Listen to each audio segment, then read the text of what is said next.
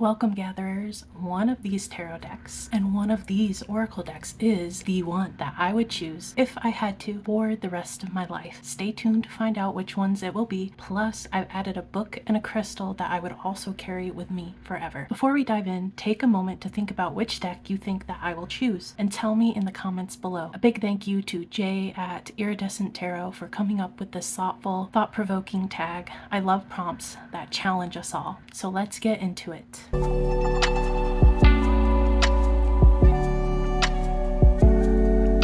So I will be starting with the tarot and with the decks that were the runner-ups and why before revealing my final choice. First up here we have the JK Tarot. This was in the running because it's my favorite classic RWS clone. The colors, as you can see, are really amazing, and I haven't found a better clone than this one. It's the one that I reach for when I'm really seeking that classic RWS imagery. It has a little bit of a colorful twist. I connect with this deck so well, which is very important. But as my one and only deck, I wanted a little more than a classic RWS. So this one, unfortunately, did not make the final cut. But it does not take away from the fact that it is stunning. The next runner-up I have is the Chromatic Fates Tarot. I really adore this deck. It brings forward variety since each and every card is created by 78 individual artists. The color story is absolutely brilliant, and it has some of my all-time favorite card depictions in the deck ever. But it lacked that emotional pull that I need for my one and only deck that I seek for. This is one of the cards that is truly my favorite among the favorites of King of Coins or King of Pentacles. It's a beautifully constructed, packaged deck. And again, the theme was a specific color story, and I think that this does a really great job. It would keep my ADHD inclined brain happy because I love variety. I find that I need that to switch up things once in a while. So variety is super important, but variety alone isn't going to be my top spot. Then we have the Unveiled Tarot. I've only featured this deck a few times here, so you might be surprised that it was even in the running at all, but I love the new perspective that it brings. But similar to Chromatic Fates, it didn't have that emotional connection. It for sure had the thought-provoking one, which is super important to me personally when thinking about one deck that I would want to use forever. So unfortunately, this deck and I just don't have that emotional bond just yet. And so therefore, that is why it was not chosen as the number one. The next one really hurts a little bit, or a lot, and it is the Little Sister Tarot. This is the deck that almost claimed the top spot. I think that for those of you who watch my videos quite regularly, you understand why. I have spent a lot of time with this deck this year since I have gotten it. And it truly has become so very special to me, and it has that direct emotional bond and tie with my heart like no other deck that I have. So for this not to be the winner truly stung, but I went back and forth between this deck and the one that ultimately took the spot. But the specific reason tied to why, you'll have to stay tuned to the last deck, the one that wins, to fully understand why without me spoiling it here. But yes, I regret to inform that this is the one that is not my one and only deck, and I would feel very sad about it for quite a while. So just know I did not take that choice very lightly. So my last and final runner-up is the Sasuraibito Tarot, my first ever deck. The emotional tie is strong. It almost automatically makes it the contender right away. But that sentiment alone is not enough. I need something more along with the emotional bond. Plus, I recently worked with this deck, so I think that's why it was top of mind for consideration. And I don't want that to be a factor as to why it ultimately ends up winning the spot. So while I would miss this deck, and it would be sad not to have it in my collection anymore, it ultimately was not the winner in the end. And so this has naturally left us here with my one deck that I would use forever. Do you know what it is based on the process of elimination from the intro? It is the Fountain Tarot. Yes, I chose this deck for a few reasons. Firstly, this deck reminds me of my mom, and I've spoken a lot about this before, but it is a mom deck that embraces me, loves me, and holds me when I am in need. Secondly, the imagery is unique and it piques my interest. There's always something new to look at. There's always something new to be discovered, to be uncovered. Every time I pick this deck up and I use it, I see the lovers in a different light. It has that depth to it. So the combination of that emotional pull, the depth behind the artwork and the meanings and the intrigue of this deck became the perfect recipe for this one to be my one and only. And perfect to end here with the Empress, as it is one of the cards in the deck that do specifically remind me of my mom more specifically, but the energy as a whole, it just feels like her, and I would want to carry her close with me in that way always. So yes, the Fountain Tarot. Now it's time for the Oracle decks. The first runner-up is the Star Seeker Oracle. This deck is extremely beautiful and very versatile. I've had an amazing time working with this, incorporating it into readings, but ultimately the emotional bond just isn't there yet. We have started, we have made progress. It is one that I'm excited to pick up and use even more closely, but just the fact that we're not there just yet is pretty much the reason why I did not select this as the one and only. However, my brain kind of went into, well, if you did select this as your one and only oracle, you would get to know it. You would bond with it in that way. It would naturally happen being your only oracle deck, right? And yes, that is a factor, but I'm looking for that instant emotional bond. And if this one and I had more time before this tag was created, it may have been the winner, it may have not. But the reason right now is we just don't have that emotional bond just yet for it to be the top contender. Next runner-up I have here is, sadly, Cowgirls and Aliens. I gush about this deck all the time. I'm sure you guys are so sick of seeing it, hearing me talk about it, but it's just one I can't get away from. It's fun, it's visually very interesting. I love the archetypes that are here. I love the empowerment feeling that comes through with this deck. And I do love that it is female presenting figures only. I connect with that very much. It also pairs really well with other decks. So again, that versatility coming in. Any deck that I really pair this with, it ultimately somehow ends up working. But in this scenario, I didn't have the perfect visual pairing with the Fountain Tarot. Does it go with the Fountain Tarot? Can I pair it with the Fountain Tarot?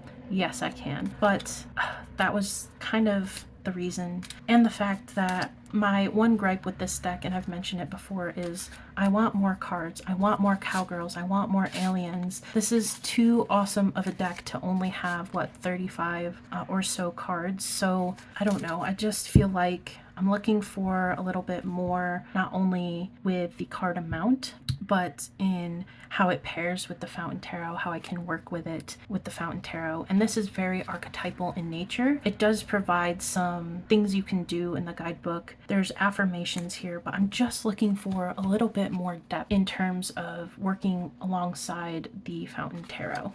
So this naturally leaves only two options, and I'm going to bring them out here at the same time, and we will discuss both of them, and then I will reveal which one ultimately ended up taking the cake here.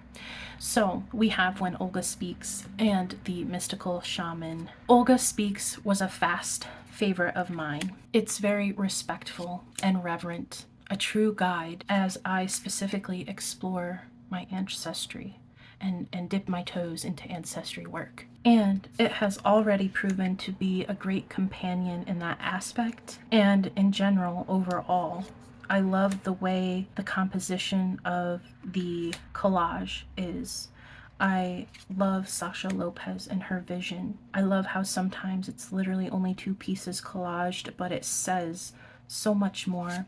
Other times there's a little bit more layering going on and it brings forward even more. It hits you right in your feels. and it calls to question you, your practice, your personhood, who you are, who you want to be. And so that makes it a really good choice as an oracle deck to have, not only alongside the Fountain Tarot, but as a standalone, because I do use Oracle as a standalone as well. Now, the Mystical Shaman is the deck that started it all, as many of you know. There are a lot of cards in this deck, so it hits that point. And I love that this is a collaboration between 3 people. It makes it more well-rounded, in my opinion. There's a richness in the shaman here, and it really shines through. This one, of course, has a very special place in my heart, in my practice, and it is one that I come back to time and again. This is also my original copy. So, which one of these oracle decks takes the top spot? That would be the Mystical Shaman Oracle.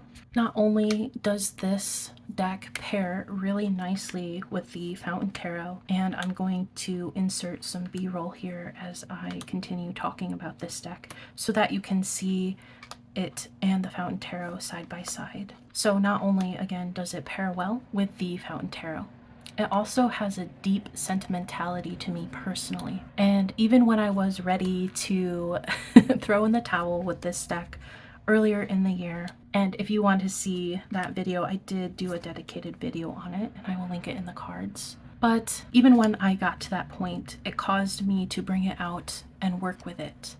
We reconnected and reaffirmed our bond with one another. It is the reason that I'm even here on this channel today, and why I even have a spiritual practice.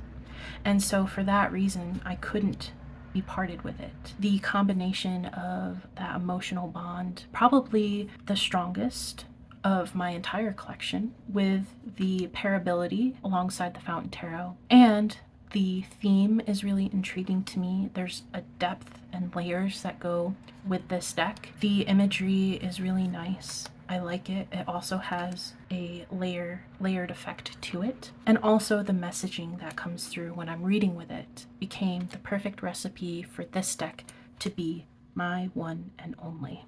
So to wrap up the card section, we have the Mystical Shaman Oracle, and then we have the Fountain Tarot. My one and only decks. Now let's move on to crystals, which wasn't originally in Jay's tag video, but it's just something I wanted to add in here for fun. And for this section, for me personally, we have 3 contenders. We have my clear quartz palm stone that has some inclusions with it. We have my smoky quartz tower. I guess I should have dusted it off before presenting it here today. But we're just gonna roll with it. And finally, we have my selenite wand with some, I guess you would call this an inclusion, right? So my selenite wand was actually the very first crystal that I ever got, so it has been in my collection the longest. And to be honest with you, I don't have a lot of crystals to choose from. Most of them, but the 7 that I use and have out on my tarot shelves actually fit all within this little guy here. So that is all of the crystals that I actually own in this little box here, these, and then a few on my tarot shelves. So this one is special to me because it was my very first crystal ever, and so it does hold a special place in my heart. My favorite crystal overall, not just within my collection, but anytime I see one, I am drawn to it. I love how it looks, and that is smoky quartz. There's just this quality to the smokiness of the crystal, of smoky quartz in general, that I just absolutely adore. Again, I'm super drawn to. And this tower in specific is really cool. It's just a really cool piece to have. And then the one that I work with the most actively is actually my clear quartz palm stone. So it has versatility, practicality, and we have that bond, not only, you know, sitting pretty on a shelf, but in practical use as well. And so therefore, that's why the palm stone would be my choice. My one and only crystal. And I'll just bring it closer here so you can get a better look. It has some cool rainbow effects when the light hits it in certain ways. It is very visually interesting to look at as well. And I love that it's not just clear quartz, it has some inclusions I'm really drawn to that, if you couldn't tell. And finally, the book. So there was no runner-up here. There was only one book that I would want with me forever, and that would be my college copy of the Iliad. I'm going to flip through it a little bit here as I talk about why. Now, I took a year-long seminar on the Iliad and the Odyssey. It was the best class I ever took. We spent one semester on the Iliad and then one semester on the Odyssey. And everyone is very familiar with the Odyssey and Odysseus and the Cyclops and him trying to reach his home after the events that happen within the Iliad, right? We're very familiar with it, and I feel that it is most loved and cherished by everyone. However, when we started studying the Iliad, it is Achilles' story. It is a deep dive look into Achilles, the pain he bears, and the choices he makes, all due to him knowing his fate, what will happen to him at the end, at the middle, at the beginning. He knew, and that is such a heavy thing to carry. So, because of that fact, my heart immediately attached to him and this book. Along with how my professor taught it, it just really cemented its impact on me. Achilles is not a simple character. There are times when you feel deep sympathy for him and you understand his pain, you feel his pain. There are other times when you're really angry at him for his choices that he's made. Times when you feel disappointed in him and you almost want to turn against him. There's something magical about this story, and it is often overlooked because of the Odyssey. The Odyssey is more about adventure and homecoming, which I feel a lot of people resonate with, whereas the Iliad is about war and separation and scarcity and the consequences of our actions.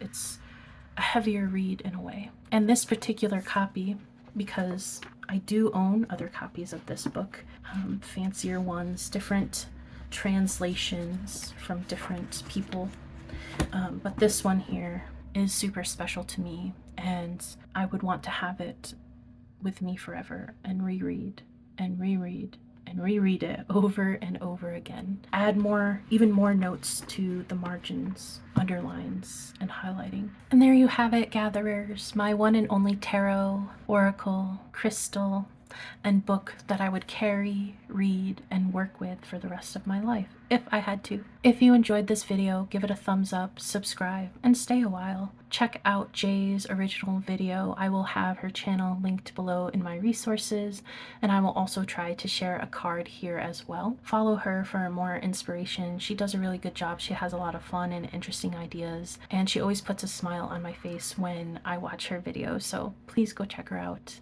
And until next time, see you around.